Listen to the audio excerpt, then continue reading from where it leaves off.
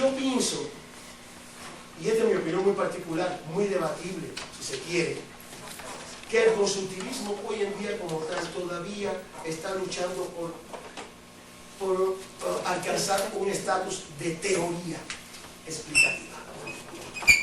Y digo esto porque tuve la oportunidad también de hablar con pedagogos en la Universidad de Barcelona, donde es muy fuerte esta corriente. Se puede decir que ese es como un poco como el centro dentro de España. Después le sigue Madrid, pero yo creo que Barcelona es mucho más fuerte. Está César Cor, César Soler, etcétera, etcétera. Y ellos nos planteaban que el constructivismo estaba afrontando muchísimas dificultades en su aplicación práctica en las escuelas. A pesar de que se había tomado como teoría y de la cantidad de trabajos que se han escrito, ya escritos por personas actuales abiertamente declaradas constructivistas, como por otros que también se les ha adscrito a esta corriente, como es Brunner, como es Ausubel y otros más por ahí, ¿no? Halliday, etc. Sin embargo, no veo cómo se puede plantear en el constructivismo que Vygotsky y Piaget coinciden en que el individuo construye su propio conocimiento. Porque aparentemente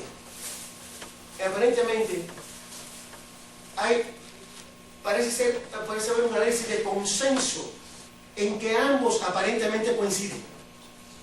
Pero es que cuando Vygotsky plantea que el individuo construye su propio conocimiento, parte de premisas diferentes a las que se dice que Piaget planteó cuando dice que el individuo construye su propio conocimiento. Cuando Vygotsky plantea que el individuo construye su propio conocimiento, es parte del criterio opuesto de Piaget, es que el niño no aprende ni mucho menos únicamente por insight o por interacción con los objetos, que de hecho son culturales,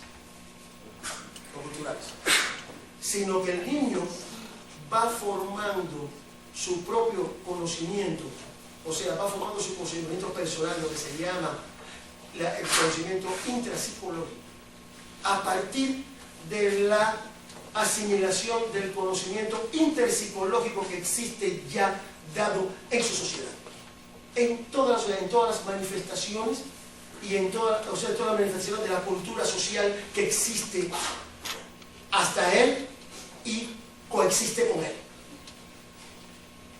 Eso es muy importante. ¿Por qué es muy importante?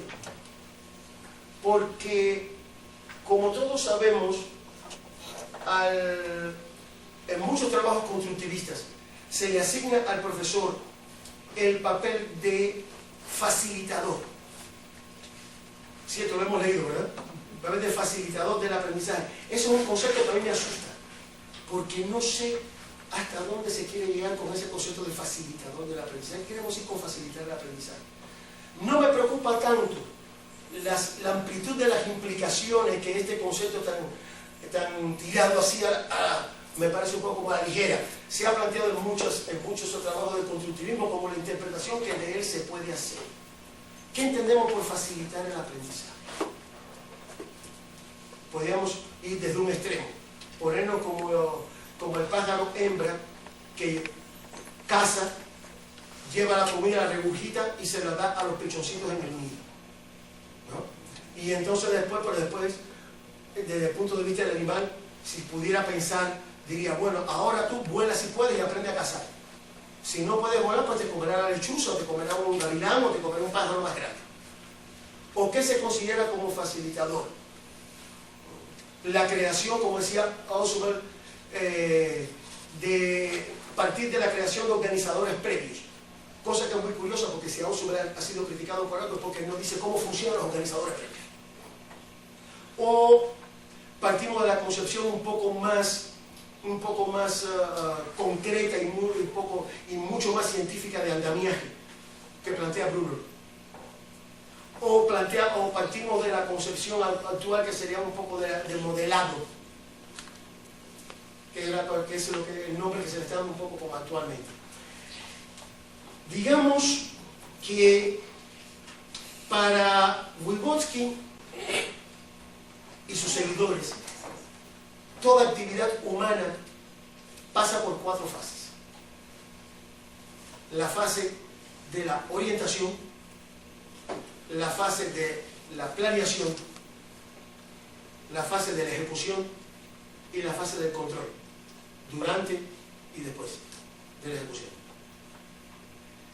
De aquí que teniendo en cuenta esta fase por la que pasa cualquier actividad humana, cualquiera que hagamos, desde aprender cualquier cosa hasta planchar y hasta cocinar, cualquier cosa que hagamos tiene que pasar por esa fase. Eso yo creo que fue uno de los grandes aportes de la escuela de la actividad rusa. Haber planteado y haber demostrado esa estructura por fases de cualquier actividad humana. Por lo tanto, me parece que el papel del educador no debe ser tanto de un facilitador, porque desde el punto de vista entonces de la escuela de la actividad, la facilitación es un resultado de una buena orientación. Por lo tanto, el profesor, el docente, lo que debe ser es un buen orientador. Debe ser capaz de no solamente mantener y o crear motivos en los estudiantes, que eso lo lleva a la motivación, porque no es lo mismo motivación que motivo. El motivo es como el motor, es el empujoncito que nos da. El motivo es la necesidad a satisfacer, ¿no? Y crear en el estudiante esos motivos y hacerlos conscientes de los objetivos que persigan, para después poder ayudarles a planear y ejecutar conscientemente la actividad que los lleva a la consecución de los objetivos que satisfacen la necesidad. Esto es muy importante y esto no se ve en ningún desarrollo, por lo menos teórico, del constructivismo actual. Porque me parece que el grave pecado del constructivismo actual no estriba tanto en los planteamientos que hace, tanto en su propio núcleo que pretende alcanzar determinado estatus de teoría, como en su intención prácticamente declarada, podemos decir así entre comillas, de eludir cualquier adscripción filosófica. Y queramos o no queramos, cualquier ciencia cuyo objetivo principal no es nada más que la fidelidad a la verdad, tiene que tener una determinada concepción, una determinada visión del mundo, y por lo tanto tiene que tener una determinada teoría del conocimiento de ese mundo. Por lo tanto tiene que tener una base filosófica de vida. Pero cuando yo quiero unir, ¿no? Más bien unirnos, sino más bien colocar a Piaget, Vygotsky, Ausubel, Brunner, etcétera, en el mismo patio, surge inmediatamente la pregunta: ¿es que la concepción del mundo de Piaget, que lo llevó a las conclusiones científicas, o sea, la concepción del mundo, la visión del mundo como ciencia general, entendiendo así ideología como visión del mundo, tratando de quitar ahora todo lo que dicen los políticos, que si hay ideología o no hay ideología? No estoy hablando de ideología como estudio de las ideas, o sea, como visión o concepción del mundo. ¿Tenían la misma Vygotsky que Piaget, o Brunner, o Ausubel? ¿Partieron de la misma concepción del mundo? ¿Partieron de la misma filosofía? Entonces, ¿cómo es posible? Entonces queramos ver que diferentes concepciones del mundo se pueden unir en un mismo, o sea, como que si 5 afluentes pueden unirse en un mismo río en la desembocadura. Digo, bueno, en el río será posible, ¿verdad? Pero como dice, la ciencia no tiene ideología, pero los científicos sí. Los científicos sí tienen ideología. Y entonces, en este sentido, me parece que uno de los problemas del constructivismo es su eclecticismo. Y querer conciliar ideologías totalmente opuestas, simplemente haciendo como que la ideología no existe. O sea, yo no me adscribo a ninguna concepción ideológica, dice esto, fulano dijo esto, fulano dijo esto, fulano dijo esto, fulano dijo esto, y por lo tanto llegamos a esto. Esto es muy peligroso. Y yo creo que esta es la causa de que haya habido tantos problemas en España con la aplicación del constructivismo en el aula. Realmente, que precisamente César Cort tiene un libro que se llama así, El constructivismo en el aula.